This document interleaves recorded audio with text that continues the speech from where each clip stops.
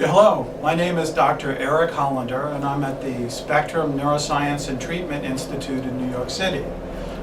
Today we're going to be talking about transcranial magnetic stimulation, or TMS. I have two experts in this area, Dr. Tariq Pereira from Contemporary Care and Dr. Stefano Palanti from the University of Florence.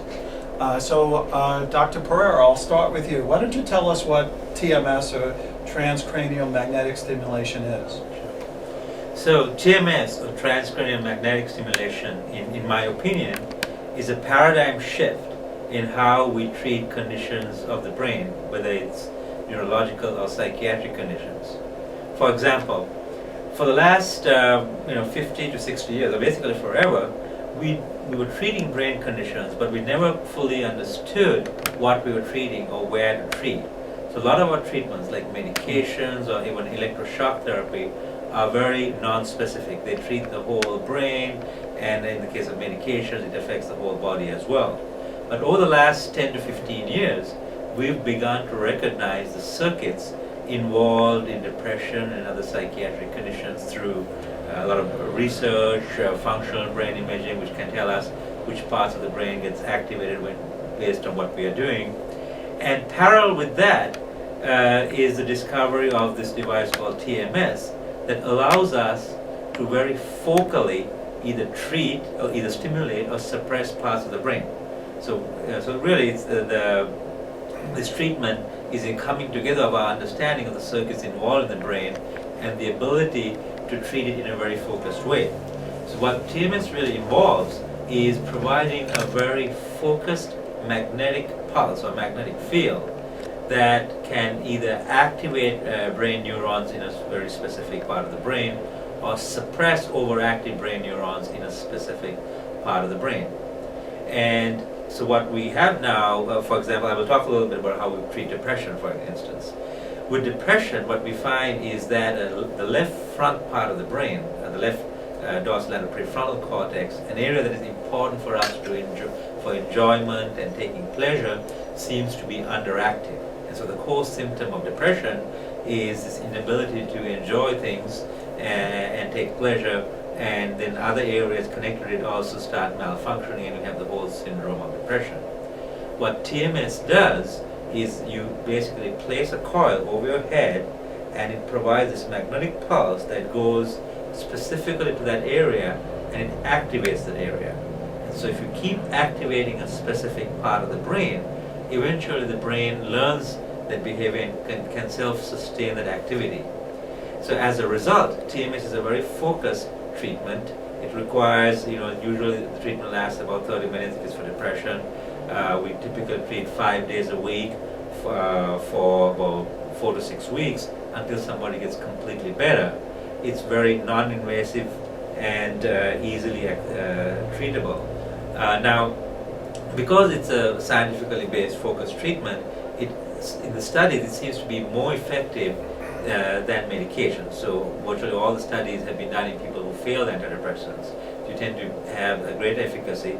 It also gets people better in between 4 to 6 weeks, which is a very short time period considering a lot of these people have been depressed for decades. So it works a lot faster. It's also a lot safer, in fact, because you're only stimulating a specific part of the brain and not putting anything in your body. You don't have the same side effects and problems you might have with medications, nor is it invasive like something like electroshock therapy. And even people, children and even pregnant women have been treated with TMS without any problems, and it's been studied and may appear to be one of the safest treatments we have. Okay, well, let me stop you now and then ask Dr. Palanti a little bit. So you're a neurophysiologist and a psychiatrist, and you work in Florence, Italy. So is transcranial magnetic stimulation something that's used in Europe? And what kind of conditions do you use transcranial magnetic stimulation to treat?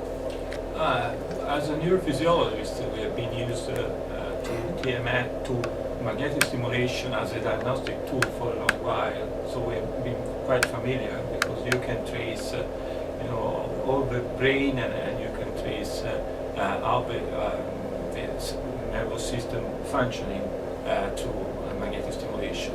Only in the last 15 years we start to be really interested in treating disorders, and we are developing several centers in Italy, academic centers for now mostly, that are involved in research in different fields and different conditions. I was listening to what Dr. Pereira say, and I would like to add just one thing that is related to this shift paradigm, that is neuroplasticity. No? We change our mind about this disorder that are not anymore just receptorial disorder. We know the circuitry, but we know also that anxiety as well as depression, the true matter is that there is something that is getting involved in neuroplasticity, and through TMS we can stimulate and modulate the plasticity of the brain. That is a very important thing. So this has been proven first probably in pain condition, and that makes sense, and also then in depression and in OCD. We have several line of study in OCD. I think that in depression there are some specific population, like for example postpartum depression, where the mother wants to have breastfeeding, or depression with diabetes. We have some experience in depression with Parkinson, because what is very safe in this treatment that has no metabolic effect, has not any extrapyramidal effect. You can find even sometimes with antidepressant. So it's a very interesting, very safe. And last things that has been mentioned, that we treat outpatient. You don't need to admit this patient to the hospital, because and also after each session, I would say as a side effect, you have some kind of cognitive improvement, even if when you have not yet the improvement in the symptoms of the depression, you can still have some improvement in spatial memory or verbal memory. So it's very different from any kind of other treatment for these conditions. Right. Well, it does seem that our understanding of psychiatric disorders is really changing these days, and we think of these as brain-based disorders with impairment in the underlying neurocircuitry. So if we can identify the circuits that are associated with different disorders, whether it's a depressive disorder or whether it's obsessive compulsive disorder, then we can intervene and change the activity of those circuits with treatments like transcranial magnetic stimulation. Now, my understanding is that there's more than one type of transcranial magnetic stimulation. There's the repetitive transcranial magnetic stimulation, and then another approach also using a different shaped coil in order to get deep transcranial magnetic stimulation. So I understand that there's more than one device that's been approved for the treatment of depression and other clinical trials that are going on. Do you want to add a little bit to that in terms of other conditions that are currently being studied in the treatment of TMS? Absolutely. Before I go to that, if I may, I just want to add a little bit what Dr. Palandi said, and Sure. I fully agree that this is, we are beginning to understand that the brain is very plastic, and we are using the neuroplasticity to our advantage. So TMS, in essence, activates and creates new connections in the brain in ways that we only begin to understand. And so the benefits appear to be a lot more durable. In fact, the website should have the paper, the Janicek paper, which looked at relapse rates after TMS, and the relapse rates back into depression after people got better were only 11% in 6 months. In similar studies done with the STAR-D trial with antidepressants, if you have failed a couple of antidepressants and then ultimately remitted and gotten better with antidepressant, your relapse rates are going to be around 60 to 70%, and with ECT it could be as high as 90%. So because we are really making therapeutic neuroplastic changes, the benefits for TMS seems to be a lot more durable and sustained. Now, the question of the different conditions we can treat, like I mentioned earlier, this is not just an antidepressant. This is a whole new way of approaching the brain that's different from drugs. So basically, any psychiatric or neurological condition that we've been able to treat with medications, we may be able to treat with TMS. Currently, the FDA approval is for the treatment of depression, but there are a lot of studies, very good studies, showing it can treat a whole lot of conditions. Certainly, the anxiety conditions are one of them: generalized anxiety, OCD, PTSD, post-traumatic stress disorder, For example, at Walter Reed Hospital, where the soldiers coming back from the war, one of the first line of treatments for them for PTSD has been TMS, which has significantly reduced suicide rates. As Dr. Palati mentioned, it's also potentially a very good treatment for chronic pain, because the brain sends down descending pathways that can block pain activation in the large spinal fibers of the brain. So fibromyalgia or whatever condition that is along your torso or migraine, TMS has shown potential. And another family of disorders where there's increasing evidence is the neurological degenerative disorders such as Parkinson's, Alzheimer's, where there is going to be some potential in treating TMS. And as Dr. Hollander mentioned, there are many different devices. We are working with what we would consider the first generation device. As these devices become more advanced, our options are going to be greater. Currently, we have the Neuronetics device with TMS, which can provide TMS at the surface, and then there's the BrainsWave, which recently got FDA approved, that can provide TMS to deeper structures of the brain. And then I think Dr. Palati can speak to us. There's the MagStim device, which has a different shape in the cord that may allow for the treatment of things like OCD. Right, so I guess we've been hearing that our understanding of psychiatric disorders has been changing over time. We have a DSM-5 that's about to come out now, which really is sort of a new development in terms of our classification system. But we also think of things like what are called the research domain criteria, where we start to think of domains of psychopathology that may cut across different conditions and that may more closely map onto the underlying brain circuitry. So you want to say something about using transcranial magnetic stimulation to treat the brain circuits that are associated with different domains of functioning?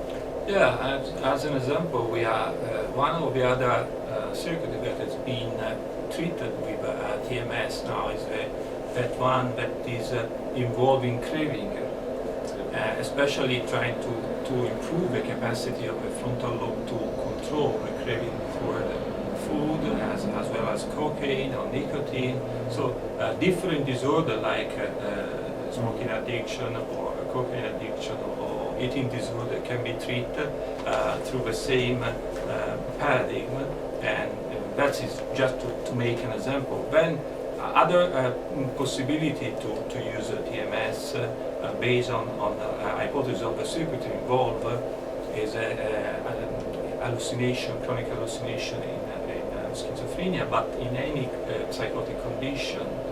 And this also reveals some mechanism underpinning the hallucination. So what is interesting that while you are treating this disorder, you discover or you have a better understanding of the circuitry that are underpinning the disorder itself. So it's right. Now you both mentioned the role of neuroplasticity and the idea that repetitive transcranial magnetic stimulation can enhance plasticity, and by enhancing plasticity you might get long-lasting changes in terms of brain circuitry and activity.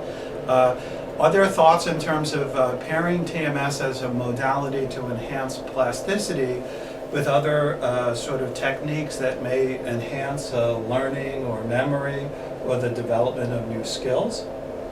Yes, that's a very interesting question, and that's something that we are interested in some way, because what TMS does in some ways is it creates the opportunity to learn new skills, but what those skills actually are may have to do with how we use the brain. A good example is that there's a study going on as we speak, again, an NIH-sponsored study, treating stroke. So when there is a stroke, especially a small stroke, the brain tries to repair it by creating new neurons around the lesion, but those new neurons are too few in number to have any significance functionally, and because we don't use that region, those cells are lost. Now what they're doing is, for like TBIs or minor strokes, what they do is they would provide TMS to activate brain connections and brain cells in that region, and combine that with physical therapy that specifically targets that region. So if I had a stroke that made my arm paralyzed, I would give TMS for the area control the arm and force the patient to use that hand. That will activate those neurons and prevent them from dying out and rescue them. So TMS has the potential to treat specific parts of the brain if you combine it with the right kind of therapy that activate those regions of the brain that have been treated. Do you want to add something about combining different modalities to enhance plasticity?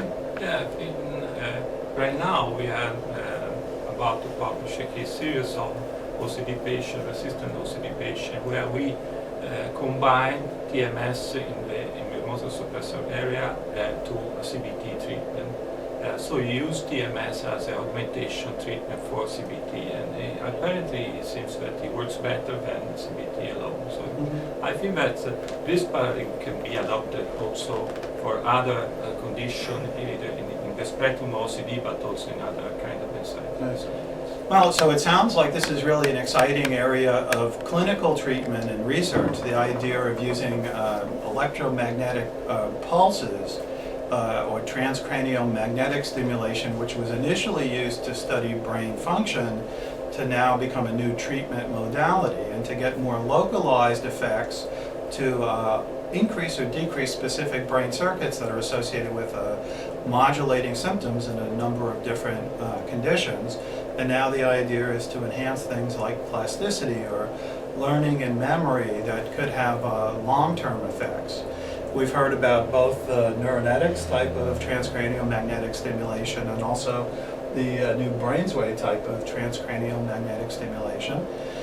So this is Dr. Eric Hollander at the Spectrum Neuroscience and Treatment Institute, and it's been a great pleasure to have Dr. Tariq Pereira from Contemporary Care and Dr. Stefano Pallanti from the University of Florence to just touch a little bit on some of the exciting developments in TMS as it relates to psychiatry.